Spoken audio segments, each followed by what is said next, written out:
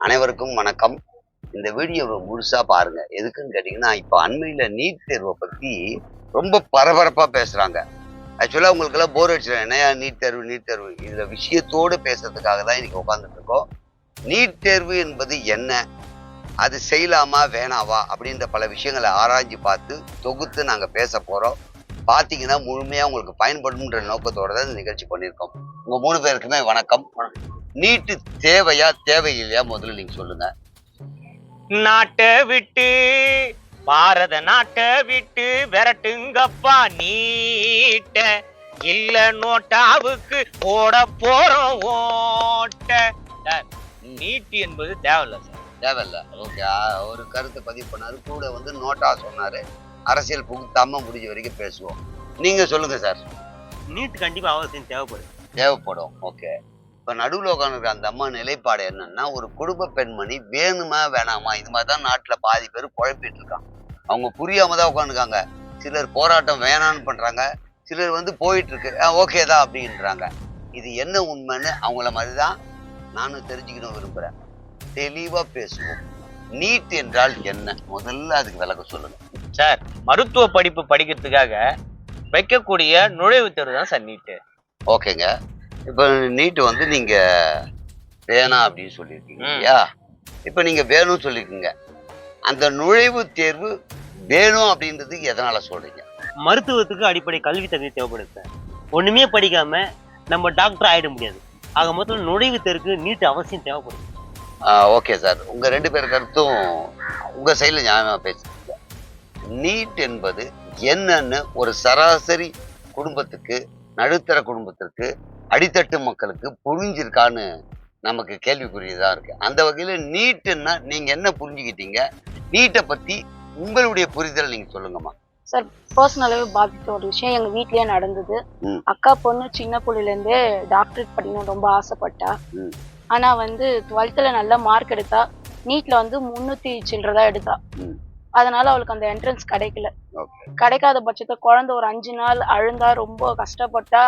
பேரண்ட்ஸாலையும் பணம் கட்டி வேற காலேஜ்ல சேர்க்கிற வசதி அவங்களுக்கு இல்ல. ரொம்ப அழுந்தாங்க. குழந்தை வந்து கடன் வாங்கி நர்சிங். நான் என்ன தப்பு பண்ணேன்? ஏன் எனக்கு அந்த டாக்டரோட தகுதி இல்லையா? அவங்க அத்தை பொண்ணை பார்த்துதான் அவ படிக்கணும்னே ஆசைப்பட்டா. அவங்க ஹோமியோபதி டாக்டரா இருக்கிறாங்க. ஆனா அந்த குழந்தையால படிக்க முடியல. அது குழந்தை இன்னமும் அதுல இருந்து வரல. அதுல இருந்து ரிலேட்டிவ்ஸ் யார்ட்டையுமே அவ பேசல. ஏன்னா சின்ன பிள்ளை இருந்து அவ டாக்டர் ஆகணும் டாக்டர் ஆகணும் டாக்டர் ஆகணும்னு சொல்லிட்டு ஒரு நர்ஸா இருக்கிறத கூட அவ அதுல இருந்து வரவே இல்லை. யார்கிட்டயும் அதுல இருந்து ஒட்டுறதோ இல்லை. இப்போ 4வது வருஷம் முடிய போகுது. ஓகே. இப்போ உங்களுடைய புரிதல் வந்து ஒரு குடும்பத்தை வைத்து ஒரு நபரை வச்சு சொல்லிருக்கீங்க. ரைட். ஓகே. பொதுவா இப்ப நீட்டு வேணும்ன்றீங்களா வேணான்றீங்களா? உங்களுடைய பார்வைக்கு உங்களுக்கு நீட்டை பத்தி முதல்ல புரிஞ்சிருக்கான்னு எனக்கு தெரியல இந்த மக்களுக்கு. அந்த வகையில கேக்குறேன். இப்ப நீட்டு வேணுமா வேணாவா? அது உங்க வீட்டு குடும்பமே நடந்திருக்கட்டும். என்ன நினைக்கிறீங்க நீங்க? சார், எனக்கு நீட்டை பத்தி பெருசா புரிதல் எதுவும் எனக்கு தெரியாது சார். ஏன்னா எங்க வீட்டு சூழ்நிலை இது வரைக்கும் கரெக்டா வந்தது. 12th வரைக்கும் ஒரு குழந்தை வந்து குறிப்பிட்ட ஒரு 12வது வரைக்கும் படிக்க வைக்கிறோம். அதுக்கு அடுத்து டைரக்டா மெடிக்கல் சீட்ல கிடைச்சா நல்லா இருக்கும் சார். அதுல ஒரு என்ட்ரன்ஸ் எக்ஸாம். இது நீட்ன்றது ஃபுல்லா நடக்கிற வச்சு குழந்தைக்கு அந்த அளவுக்கு நாலேஜ் இல்லைங்களா sir? Okay okay. So NEET வந்து உங்க பார்வைக்கு தேவையில்லை அப்படின்றத நான் எடுத்துக்க முடியும் நீங்க சொல்லும் போது. ஒருத்தர் நடத்த நினைச்ச லட்சியத்தை அடையணும். பணக்காரங்களுக்கு வந்து நிறைய பணம் இருக்குது, அது கிளாஸுக்கு போறாங்க சார். எங்க குழந்தைங்களுக்கு அதுக்கான 2 லட்சம் கட்டுற வசதி இல்லைங்க சார். அந்த 1 லட்சம் 1.5 லட்சம் தான் அந்த படிப்புக்கான ஃபீஸா நாங்க கட்டுவோம் இல்ல சார். ஓகேம்மா. இப்ப விவாதம் பண்ற எனக்கு நீட்டை பத்தி முழுசா தெரியாது. கிட்டத்தட்ட இந்த பிரச்சனை ஆரம்பிச்சு ஒரு 10 வருஷமா போயிட்டு இருக்கு. 10 வருஷமா நானும் ஆராயிரம். எனக்கு புரியல. நீட்டு வேணும்னு ஏன் சொல்றாங்க, வேணான்னு ஏன் சொல்றாங்க? நீட்டு எதற்கு வந்து நீட்டுன்னா என்ன?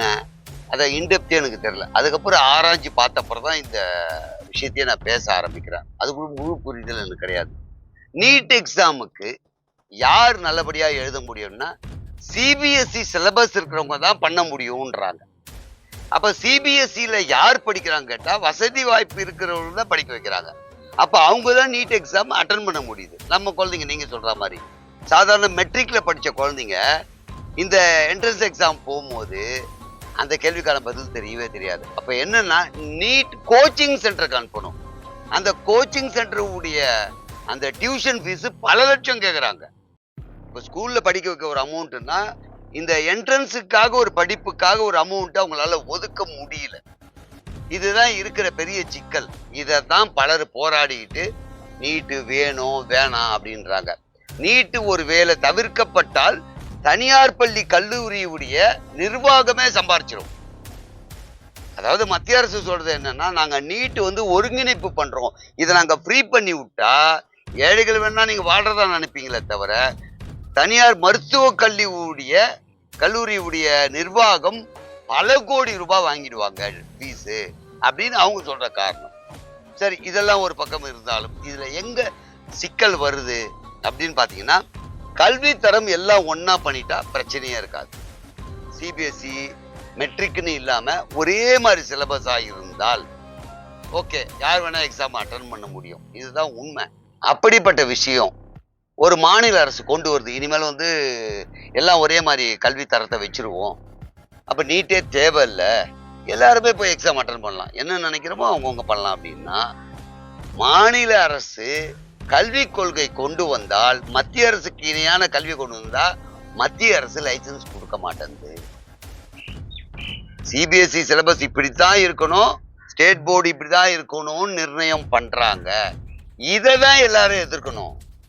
எல்லா மாநிலமும் என்ன எதிர்க்க வேண்டி இருக்குன்னா, நீட்டு தனிப்பட்டு எதிர்க்க வேண்டிய அவசியமே நமக்கு கிடையாது. கல்வி அனைத்தும் ஒரே மாதிரி இருக்கணும். எப்ப அதை கொண்டு வந்தா எல்லா கல்வியும் ஒண்ணுதான், எல்லா படிப்பும் ஒண்ணுதான்னா அப்ப நீ எக்ஸாம் வை. அதே கல்விதான் எல்லாரும் கொடுத்துருக்கோம், அது நல்லா படிக்கிற குழந்தைங்க நல்ல ஆன்சர் வச்சுன்னா அவங்களுக்கு சீட்டு கொடுக்க போறோம். ஸோ கல்வி தரம் மாற வேண்டும்.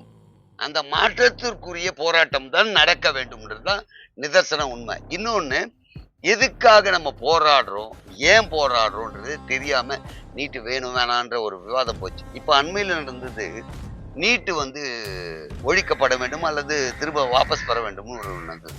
அது உண்மையே கிடையாது. டெல்லியில போராடினது நீட்டை ஒழிப்பதற்கான போராட்டமே இல்லை. அவங்க சொன்னது வினாத்தாள் லீக் ஆயிடுச்சு, மந்திரி ராஜினாமா பண்ணணும் தான் அவங்க வலித்துறாங்க. ரெண்டாவது, நீட்டில் இறந்தவர்களுக்கு பல கோடி ரூபாய், எவ்வளவு சொல்லியிருந்தாங்க, 1 கோடியோ 10 கோடியோ கொடுக்கணும் இழப்பீடுன்னு சொன்னாங்க. 2. மூணாவது, போராட்டத்தில் கலந்து கொண்டவர்கள் மீது சட்டப்படி அந்த நடவடிக்கை எடுக்கக்கூடாது, அதை எழுதி கொடுக்கணும்னு சொல்லியிருக்காங்க. நடவடிக்கை எடுக்க மாட்டேன். இந்த 3 கோரிக்கை தான் அவங்க வச்சாங்க. ஆனா அது உருமாறி வேற மாதிரி இங்க எஸ்டாப்ளிஷ் ஆயிடுச்சு. நான் தமிழ்நாட்டை மட்டும் சொல்ல, ஜென்ரலாவே இப்போ இந்த சிபிஎஸ் சிலபஸை மெட்ரிக்ஸ் எல்லாத்தையும் ஒரே மாதிரி கொண்டு வர முடியுமான்ற கேள்விதான் நம்ம கேட்க வேண்டியது. அப்படி கொண்டு வர முடியாதுன்னு சென்ட்ரல் கவர்மெண்ட் ஏன் சொல்லுதுன்னா, அங்க 2 டிஃபரன்ஸ் காட்டணும். சென்ட்ரல் போர்டையும் ஸ்டேட்டையும் சேர்க்கவே முடியாதுன்றாங்க. இப்ப இதை உட்காந்து எல்லா முதலமைச்சரும் பேசி கல்வி தரத்தை ஒன்னா கொண்டு வரணும்.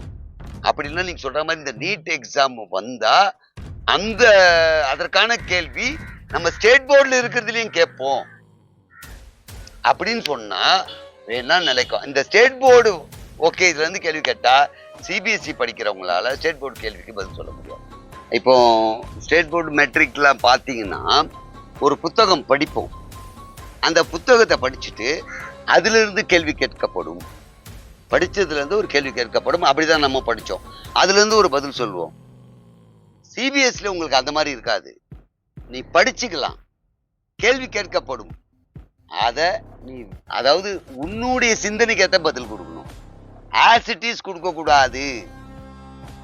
வித்தியாசம் உங்களுக்கு புரியுதா? படிச்சத அதுல இருந்து கேட்கப்படும் கேள்விக்கு பதில் சொல்றதுதான் நம்ம ஸ்டேட் போர்டு லெவல்ல. மெட்ரிக்ல அதுதான் வரும். சென்டர்ல புத்தகத்தில் இருப்பதை நீங்கள் எழுதுவது அல்ல, உங்களுக்கு என்ன சிந்தனை இருக்கு அதை படிச்சுட்டு அந்த மாதிரி நீங்க பதில் சொல்லக்கூடிய நபர்களா உருவாயிருப்பாங்க. அப்போ அவங்க என்ன சொல்றாங்க, சொந்த சிந்தனையோடு பதில் சொல்றதும் திறமைசாலி. அது உண்மையும் கூட. சொன்னது அப்படி அச்சதை எடுத்து எழுதுறவங்க புத்திசாலி கிடையாது. புத்தியெல்லாம் அவங்க மெமரி அவங்களுக்கு இருக்கு. ஆனா அது படிக்கிறவங்க சிந்தனை இருக்கு அவங்களுக்கு. இது கேன்சர், இதுதான், அது இப்படி சொல்லலாம் சொல்ல முடியும் அவங்க. இது அப்போ ஸ்டேட் போர்ட்லயே வளர்க்கணும் வேணுமோ, வளர்த்தால் அப்ப அவங்களும் அந்த பதில் சொல்ல முடியும். ஒரு குழந்தைக்கு என்ன கொடுத்துருக்குமோ அதுதான் கொடுக்க முடியும். அப்ப ஸ்டேட் போர்ட்ல இத்தனை நீங்க கொடுத்துருக்கீங்க, அப்புறம் சிந்திச்சு ஒரு பதில் சொல்லு அப்படின்னா, ஒரு ஏதோ ஒரு கேள்வி கேட்குறீங்க, அந்த பதில் அந்த புக்கில் இருக்கு, அதை நம்ம சொல்லி கொடுத்து வளர்த்துருக்கோம். அவங்கள இந்த பதில் இல்லை, இது மாதிரி ஒரு பதில் நீ சிந்திச்சு சொல்ல எப்படி சொல்லுவாங்க? சொல்ல முடியாது. இந்த வேற்றுமை இருக்குன்றதுனால இதை எல்லாரும் புரிஞ்சுக்கிட்டா போதும். முதல்ல நான் சொல்றது அடித்தட்டு மக்கள்ல இருந்து அதாவது பணக்கார வர்க்கம் வரைக்கும் இதை புரியணும். ஃபர்ஸ்ட். செகண்டரி, அனைத்து மாநிலங்களுடைய முதலமைச்சர்கள் புரிஞ்சுக்கணும், அனைத்து மாநிலம் இருக்கக்கூடிய எதிர்கட்சிகள் புரிஞ்சுக்கணும்.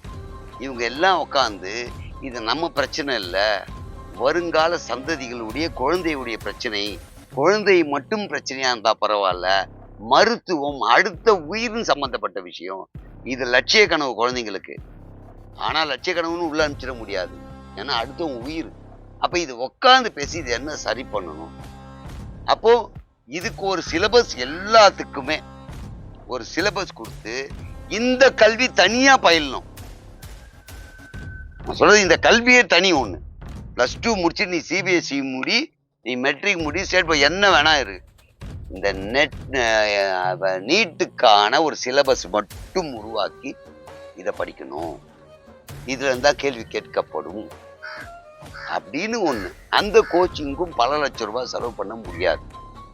அப்ப அது அரசு பள்ளியா இருந்தாலும் சரி, அல்லது தனியார் பள்ளியாக இருந்தாலும் சரி, அல்லது சிபிஎஸ்சி இருந்தாலும் சரி, அந்த கோச்சை அந்த ஸ்கூல்லையே கொடுக்கணும். இது தனி நீட் சென்டர்ல போய் டியூஷன் எடுத்து 10 லட்சம் ரூபாய் செலவு பண்ணி தான் படிக்கணுன்ற முறையே வரக்கூடாது. அது எந்த பள்ளியில படிச்சாலும் இந்த ஒரு கொஸ்டின் ஆன்சரை பத்தி இலவசமா சொல்லி தர்றது, அல்லது ஏதோ ஒரு கட்டணம் அரசு நிர்ணயம் பண்ணி இவ்வளவுதான் கட்டணும் அப்படின்னு கொண்டு வந்தாதான் இதுக்கு தீர்வாகும்னு நான் நினைக்கிறேன். அதாவது என்னுடைய புரிதல் இவ்வளவுதான்.